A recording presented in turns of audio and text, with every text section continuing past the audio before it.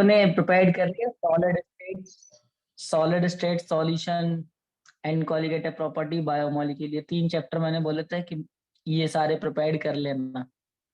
ये हो गया आप लोगों के प्रिपेयर्ड। तो आज रात 12 बजे तक का जो आपका टारगेट है दैट इज ऑर्गेनिक केमिस्ट्री। ठीक है, ऑर्गेनिक केमिस्ट्री आज मैं आपको पूरा एक बार रिकॉल करा दे रहा। ठीक है, उसके बाद आप लोग प्रिपेयर कर लेना इसको और अच्छे से। रात को 12 बजे तक का आप टारगेट रखिए कि आप तब तक आप पूरा ऑर्गेनिक कंप्लीट कर लो। आफ्टर दैट आप पी ब्लॉक स्टार्ट करिएगा सुबह से। कल सुबह 6 बजे से आपको कंटिन्यूसली 10-11 बजे तक पी ब्लॉक पढ़ना है। कल मैं 11 बजे पी ब्लॉक की क्लास रखूंगा और उसके बाद कल 4 बजे तक कल 4 बजे तक आप प्रिपेयर करोगे पी ब्लॉक। ठीक है, उसके बाद जो 4 से लेके 12 तक का जो टाइम है तो उसमें आपको रेस्ट करना है, जितना पढ़ना है उतना पढ़ना।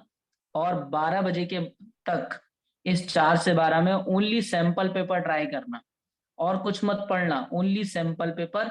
ये कल की टाइमिंग के लिए मैं बता रहा हूँ कि कल 4 बजे के तक आपका टारगेट होना चाहिए कि मैं कवर्ड कर लूं कहाँ तक, अप टू पी ब्लॉक तक। तो आपके सारे चैप्टर हो जाएंगे तब तक। आफ्टर दैट आप लोग 12 बजे तक, रात को 12 बजे तक प्रिपेयर करोगे और उसके बाद जब आप कल सुबह 6 बजे उठोगे, ठीक है, तो आप टारगेट रखना कि आपको कल के डे में ओनली 5 आवर्स सोना है।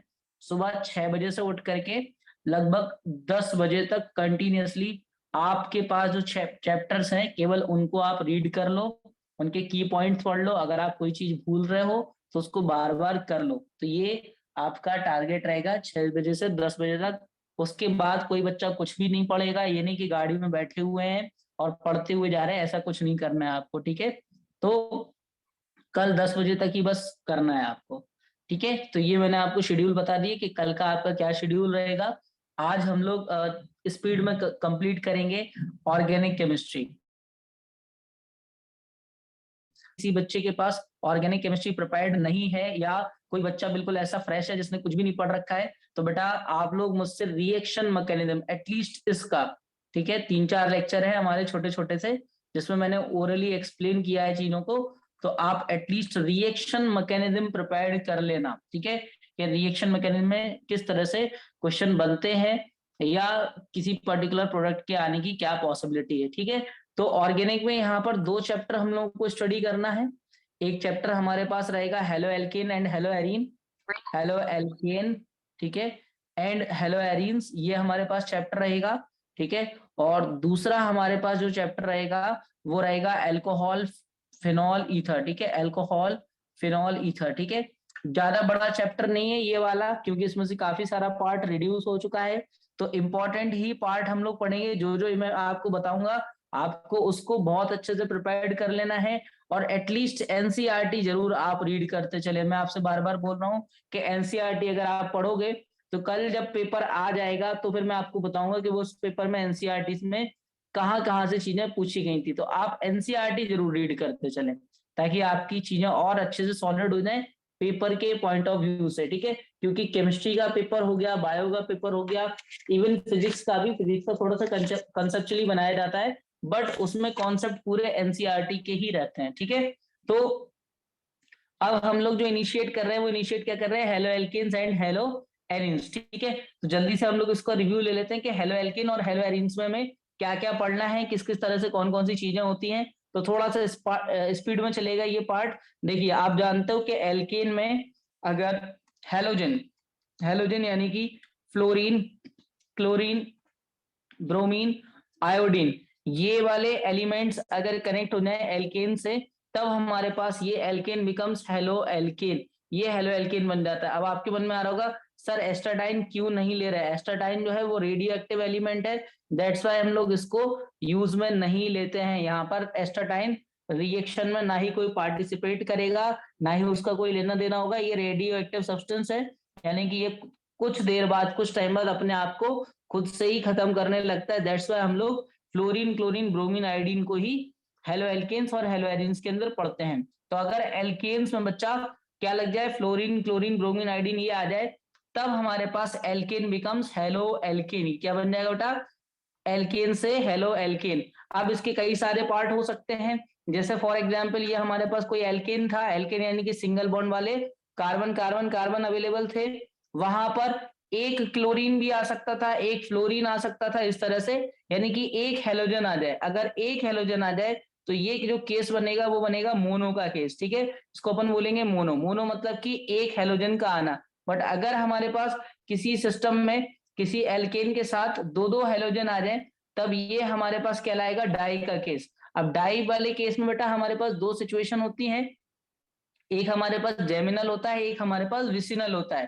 तो अगर मान लीजिए दो बगल बगल में हमारे पास है तो ये जेमिनल का केस हो गया, और अगर हमारे पास दो हेलोजन जो है वो जस्ट एक ही कार्बन के ऊपर लगे हैं तो ये हमारे पास विसिनल का केस हो गया, ठीक है। तो जैम और विक ये टर्म भी यूज किए जाते हैं, जैम डाइहैलाइड या विक डाइहैलाइड, यानी एक ही के ऊपर अवेलेबल है या हमारे पास बगल बगल में प्रेजेंट है, ठीक है। ऐसा नहीं है कि अगर इधर पर प्रेजेंट होंगे तो इसमें भी अपन ये बोल देंगे कि ये जेमिनल का केस है, नो। ये जेमिनल का केस के लिए क्या होना चाहिए, जस्ट बगल बगल वाले जो पड़ोसी कार्बन है उसके पास ही हेलोजन प्रेजेंट होना चाहिए। इसके अलावा हम लोग बात करें एलाइलिक सिस्टम की, ठीक है, एलाइलिक और विनाइलिक। एलाइलिक सिस्टम याद रखना कि अगर कार्बन कार्बन के बीच में डबल बॉन्ड है, ठीक है, और उसके बगल में कोई कार्बन प्रेजेंट है, तो इन कार्बन को हम लोग बोलते हैं, हम लोग इन कार्बन को बोलते हैं एलाइलिक कार्बन। इनको क्या कहा जाता है, एलाइलिक कार्बन। तो इनसे जो हेलोजन कनेक्टेड होगा, इनसे जो हेलोजन कनेक्टेड होगा ये हमारे पास कहलाएगा एलाइलिक हेलोजन। ये हमारे पास एलाइलिक हेलोजन हो गया, ठीक है, एलाइलिक हेलोजन।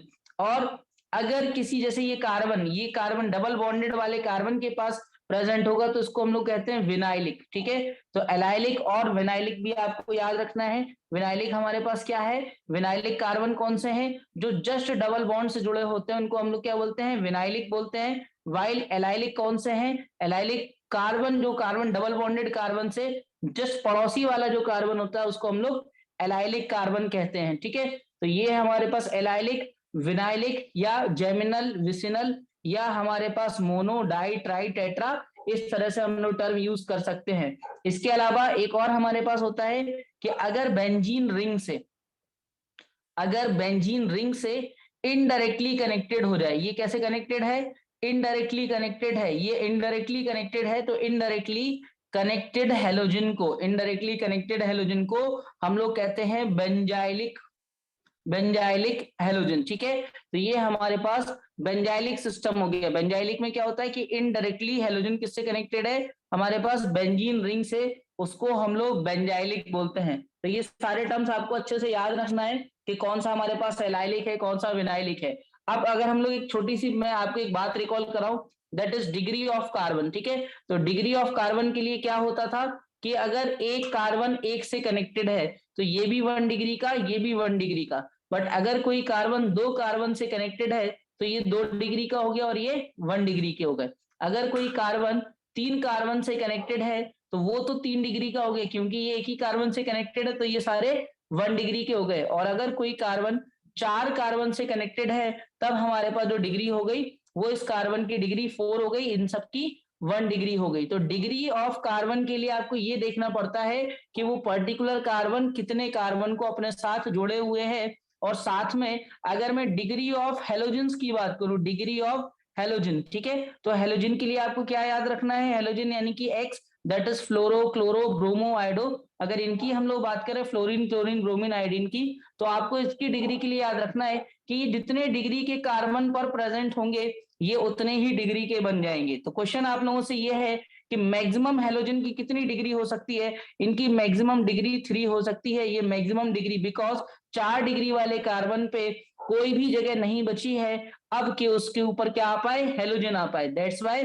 उसके ऊपर कोई भी पॉसिबिलिटी नहीं बचती है कि और उस पर हेलोजन जोड़ पाए। तो वहां पर एक भी नहीं जुड़ पा रहा तो मैक्सिमम हमारे पास 3 हो सकती है। भाई यहाँ हेलोजन जुड़ सकता है, यहाँ हेलोजन जुड़ सकता है और यहाँ हेलोजन जुड़ सकता है, बट यहाँ पर हेलोजन नहीं जुड़ सकता, ये नहीं जुड़ सकता। दैट्स वाई हमारे पास हेलोजन की जो मैक्सिमम डिग्री हो सकती है वो 3 डिग्री हो सकती है। तो ये छोटी सी बात आपको याद रखना है कि हमारे पास जो हेलोजन की डिग्री हो सकती है वो प्राइमरी, सेकेंडरी, टर्सरी, इस तरह से हमारे पास डिग्री हो सकती है, ठीक है। एक एनसीईआरटी में क्वेश्चन था कि C5H11Br के पॉसिबल स्ट्रक्चर आपको ढूंढना है, पॉसिबल स्ट्रक्चर।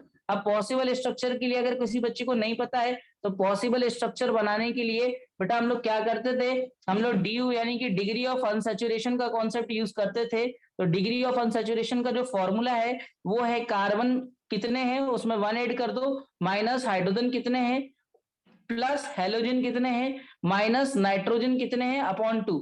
ये फॉर्मूला याद रखो डिग्री ऑफ अनसैचुरेशन के लिए। और अगर आपने डिग्री ऑफ अनसैचुरेशन निकाल लिया तब DU का वैल्यू अलग अलग हो सकता है। DU का वैल्यू 0 आ सकता है, DU का वैल्यू 1 आ सकता है और DU का वैल्यू 2 आ सकता है, एंड सो ऑन काफी सारे DU के वैल्यू आ सकते हैं। अगर 0 आ गया तो आपको ये याद रखना है कि वहां पर कोई भी नो पाई बॉन्ड और ना ही कोई एंड नो रिंग, कोई भी रिंग भी फॉर्म नहीं हो रही होगी। अगर DU का वैल्यू 1 है तो हमारे पास या तो एक पाई बॉन्ड है, एक पाई बॉन्ड अवेलेबल है, या फिर हमारे पास एक रिंग है। और अगर DU का वैल्यू 2 हो गया तब हमारे पास 2 पाई बॉन्ड हो सकते हैं, या फिर 2 रिंग हो सकती हैं, या फिर 2 रिंग हो सकती हैं, 2 रिंग, और या फिर हमारे पास एक पाई बॉन्ड के साथ एक रिंग हो। ठीक है, तो ये DU के कुछ मीनिंग हो गए। अब जैसे कि ये क्वेश्चन है क्या है, C5H11Br, इसके पॉसिबल स्ट्रक्चर हमको बनाना है। First we will calculate degree of unsaturation. Degree of unsaturation हम लोग कैसे निकालेंगे, ध्यान से समझना।